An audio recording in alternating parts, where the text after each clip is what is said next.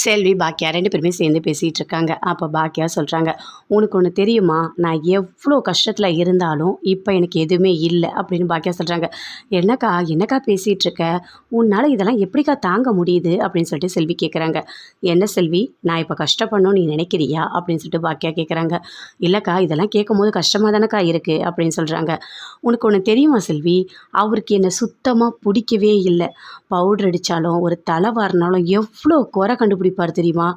என் கூட வாழற நாள் ஃபுல்லாகவே என்னை கஷ்டப்படுத்திட்டு தான் வாழ்வார். என்ன அதெல்லாம் ஏதோ பிஸ்னஸில் டென்ஷனாக இருக்காருன்னு நான் நினச்சிப்பேன். ஆனால் அதெல்லாம் எதுவுமே இல்லை. இப்போது எவ்வளோ சந்தோஷமாக பொண்டாட்டியை பார்த்துக்கிறாரு, எவ்வளோ நல்லா வாழறாரு. இவராலையும் நல்லா வாழ முடியும். ஆனால் என்னை பிடிக்காதனால தான் இவ்வளோ பண்ணியிருக்காரு. எனக்கு ரொம்ப கஷ்டமாக இருக்குது. பிடிக்காத ஒருத்தவங்கிட்ட நான் வாழ்ந்திருக்கேன், 3 குழந்தைங்கள பெற்றிருக்கேன். ஒரு புழு பூச்சை விட கேவலமாக என்னை நடத்தியிருக்காங்க. ஆனால் அப்போலாம் எனக்கு எதுவுமே தெரியாது. நான் எடுத்த ஒரே ஒரு நல்ல முடிவு என்னது தெரியுமா, அந்த ஆளை டிவோர்ஸ் பண்ணது மட்டும்தான் அப்படின்னு சொல்லிட்டு பாக்கியா சொல்கிறாங்க. அதை கேட்டோடனே செல்வி பயங்கரமாக ஒரு மாதிரி யோசிச்சு டென்ஷனாக அப்படியே பார்க்குறாங்க. என்னக்கா இவ்வளோ கஷ்டமாக இருக்கா உனக்கு அப்படின்னு சொல்லிட்டு. ஆமாம், அந்த ஆள் பண்ணது எல்லாமே சரின்னு நினைக்கிறாரு. ஆனால் நான் ஒரு நல்ல அம்மாவாக இல்லைன்னு சொல்கிறாரு. நான் நல்ல அம்மாவா இல்லையா, இப்போ போய் குழந்த பிறக்க போதுன்னு சொல்கிற இவர் நல்லவர். ஆனால் எனக்கு ஒரு நேரம் வரும், அப்போ இருக்குது அந்த ஆளுக்கு அப்படின்னு சொல்லிட்டு பாக்கியா பயங்கர கோபமாக பேசிகிட்டு இருக்காங்க. சரி விடுக்கா அப்படின்னு சொல்லிட்டு செல்வி சொல்லிகிட்டு இருக்காங்க. ஈஸ்வரி, ராமூர்த்தி 2 பேருமே சேர்ந்து தூங்கிட்டு இருக்காங்க. அப்போ ஈஸ்வரி எழுந்துக்கிறாங்க. என்னாச்சு உனக்கு, ஒரு மாதிரி இருக்க நீ அப்படின்னு சொல்லிட்டு ராமூர்த்தி கேட்குறாரு. ஆமாம், நீ கோபியோடு சேர்ந்து காரில் போன, எதுக்கு போனேன் அப்படின்னு சொல்லிட்டு கேட்குறாரு.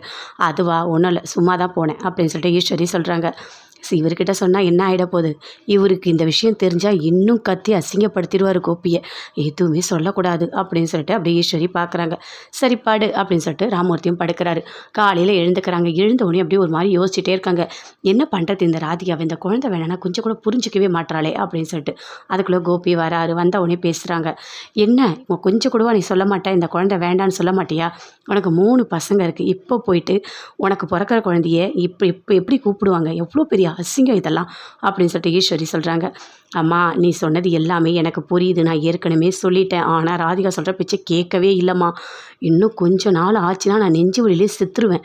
அவ்வளோ டென்ஷனாக இருக்குது எனக்கு அப்படின்னு சொல்லிட்டு கோபி சொல்கிறாரு. சரி விடு கோபி, விடு, நீ தேவையில்ல டென்ஷனெல்லாம் ஆகாத. உனக்கு உடம்புக்கு ஏதாவது ஆகிடப்போகுது.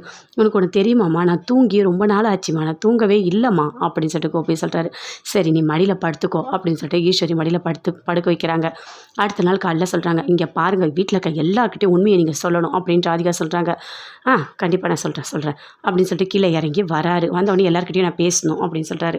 அங்கேருந்து அப்படியே கால் மேலே கால் போட்டு பாக்கியா சும்மா கெத்தாக உட்காடுறாங்க. உட்காந்துட்டு அப்படியே பார்க்குறாங்க.